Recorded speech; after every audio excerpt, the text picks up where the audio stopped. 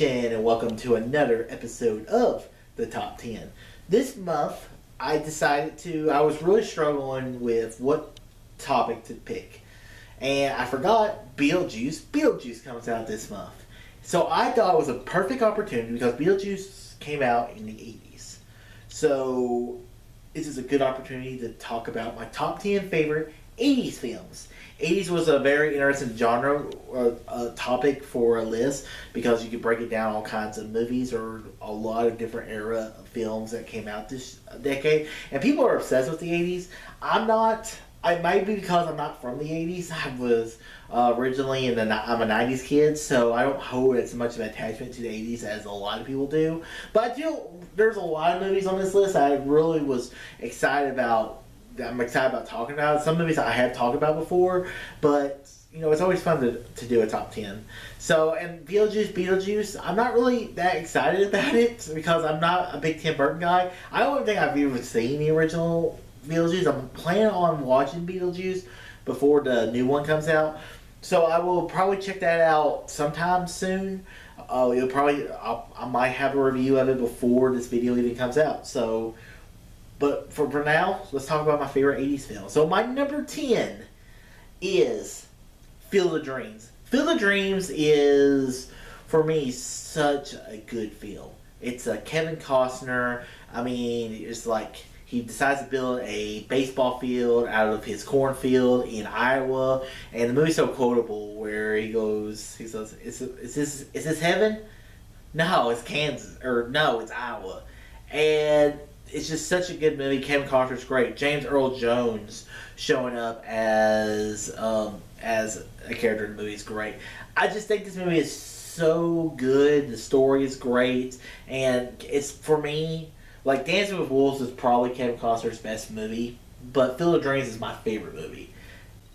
My number 9 is The Princess Bride. This is a movie I just talked about in my last top 10 with top 10 romance films. Check that video out if you have not checked it out to see where Princess Bride lands in this list.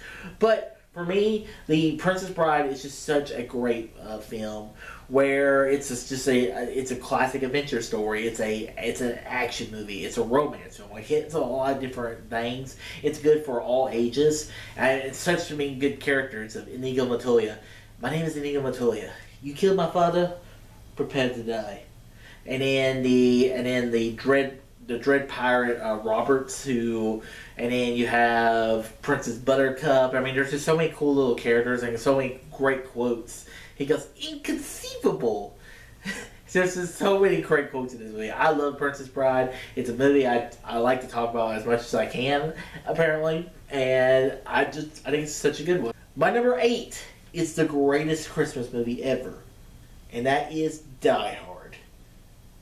Die Hard is such an awesome movie starring Bruce Willis, where you have Hans Gruber, one of the best bad guys, who's an international businessman who's trying to act as a man of terror, but he's not really terrorist. They're just all about the money. And then you have Bruce Willis, who's just this guy who's in the wrong place at the right time, and he has no shoes, and he's trying to save his family, save his ex-wife or maybe ex-wife at the time, and trying to save Christmas. Die Hard is such an awesome movie. I absolutely love it. It has to be on this list. My number 7 is Back to the Future. Back to the Future is like one of the staple movies of this decade. I absolutely love it. The action's great. Wherever he's the quotes, the music is so good. The characters of Marty McFly has to go back in time. And then you have Doc Brown, who is Christopher Lloyd. He's like, Ronald Reagan, the actor. And then the ending is really good, and how it sets up other ones, and just the premise of Back to the Future is just so good.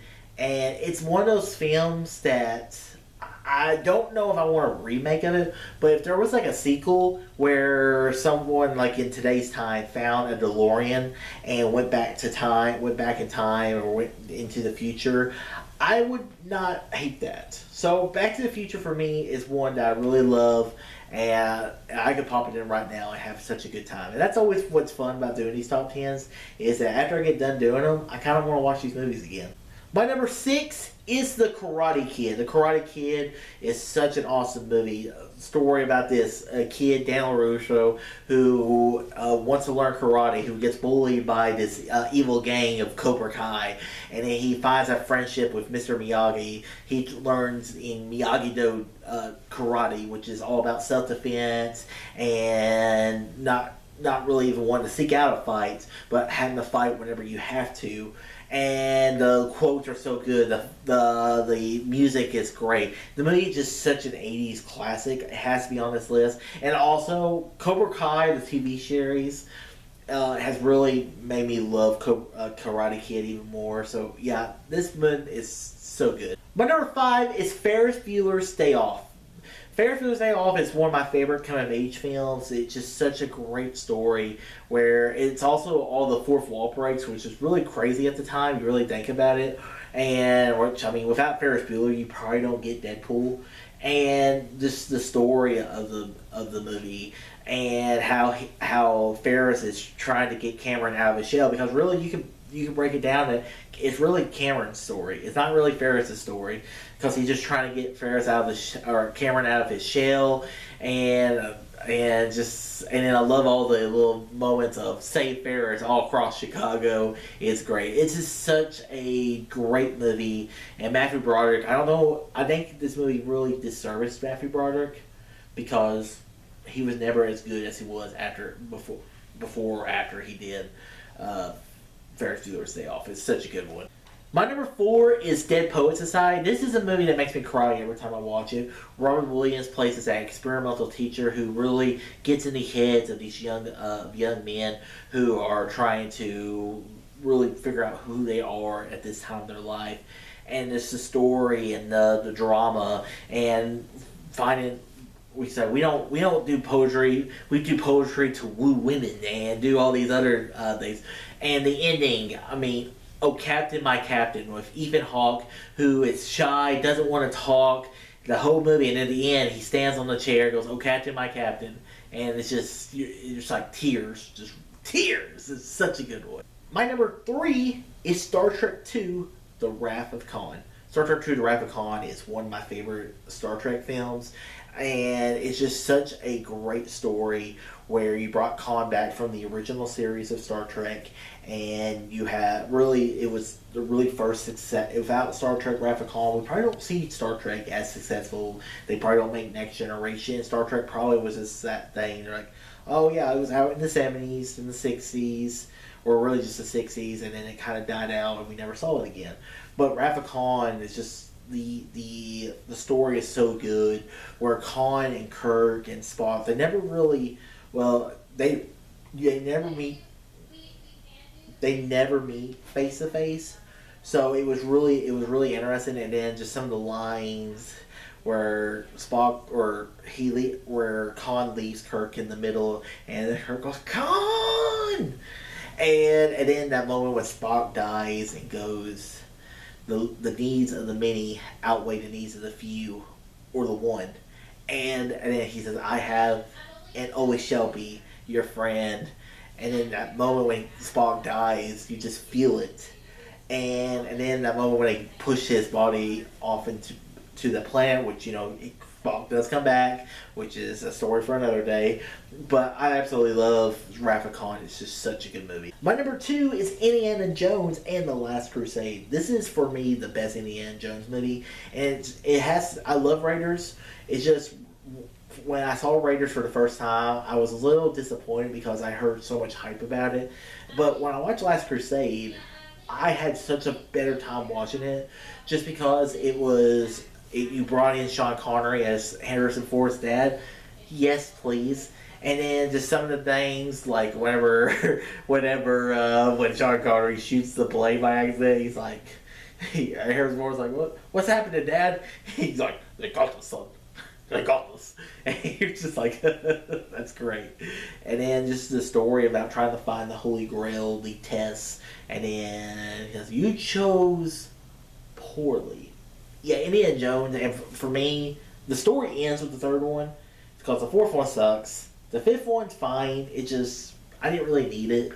And the third one, it ends off with him riding off into the sunset, was for me a perfect ending to the Indiana Jones series that I didn't really need another one. So it's fine to anymore, but that's all I gotta say about that. And my number one movie of the 80s is The Empire Strikes Back.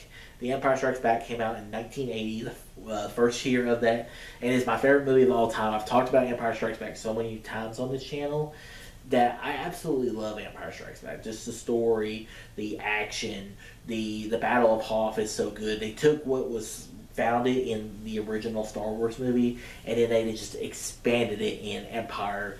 When, you know, and the movie takes a lot of chances, bringing in Frank Oz's using the puppets with Yoda.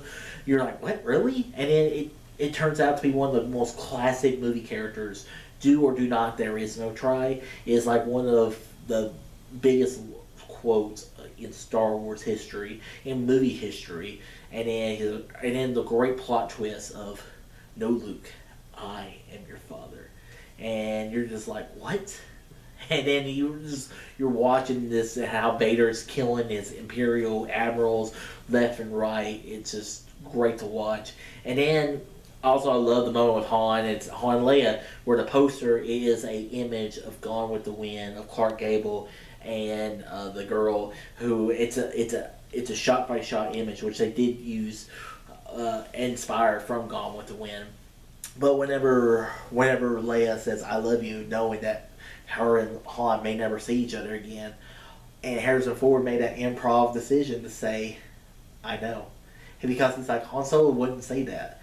And it's just such an awesome moment, and it has to be my favorite movie of all time. So yeah, Empire Strikes Back is my favorite 80s movie. I know people were like, 80s movies, Empire Strikes Back. That's probably the best movie that he's going to pick, and you know what? You're right. So guys, those are my top 10 80s movies. What is your favorite 80s movie? Whatever it is, comment below, let me know. And are you excited about BeatlejuiCE Beatlejuice? Or are you not? Whatever they are, comment below, let me know. And guys, if you like this video, thumbs up, subscribe for more, tell your friends about East Nation. All to you soon.